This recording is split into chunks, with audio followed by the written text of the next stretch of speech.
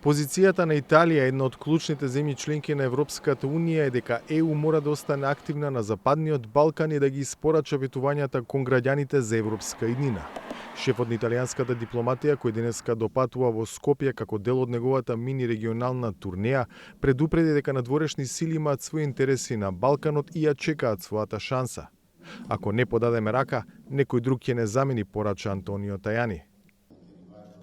Ако не покажеме дека сакаме да ја подадеме раката кон оние што ни ја бараат, ако кажеме не ве сакаме, тоа не е прифатливо за нас, зашто Италија од секогаш имала силен однос кон земјите од Западен Балкан.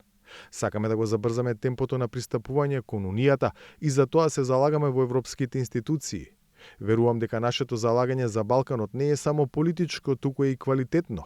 Треба да се подаде рака кон оние кои сакаат да бидат со нас, европејците, особено нашите пријатели од Балканот, при тоа внимавајќи на европските правила за пристапување. Ако ние ова не го направиме, некој друг ќе сака да не замени, например, Русија, Кина, па дури и Турција. Ние сме убедени дека Балканот е интегративен дел од Европската Унија.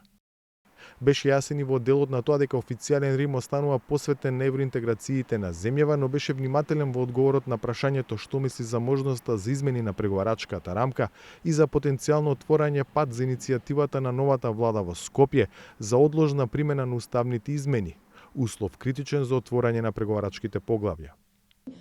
Ќе ги причекаме предлозите и формулациите од Северна Македонија. Мислам дека се дискутира на оваа тема. Треба да се најде договор со Брисел. Ние го поддржуваме диалогот и од стратешки аспект ќе продолжиме со побрзото пристапување на Северна Македонија. Секако, договарањето е меѓу двајца.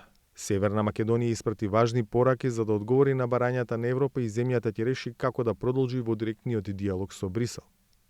Шефот на македонската дипломатија повтори зошто владата бара уставни измени со одложено дејство, при тоа тврдејќи дека за такво нешто нема потреба од промена на преговарачката рамка која поддржаа сите земји членки на Унијата, вклучувајќи ја и Бугарија. Него деламе целосно ставот дека за моделот на одложна примена на уставните измени се потребни промени ниту на преговарачката рамка, ниту на заклучоците. Ние имаме за цел прво да имаме предвидлив пат кон европските интеграции, а второстепено и да го заштитиме, да ја заштитиме политиката на проширување врз основа на вредности и принципи. И колку и да делувам репетитивен, ќе го повторувам тоа.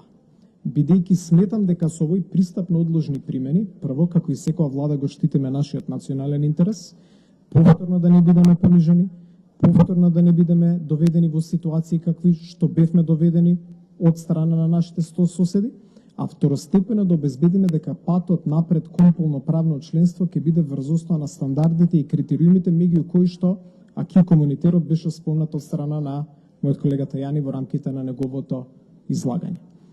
И тие позиции ги има владата.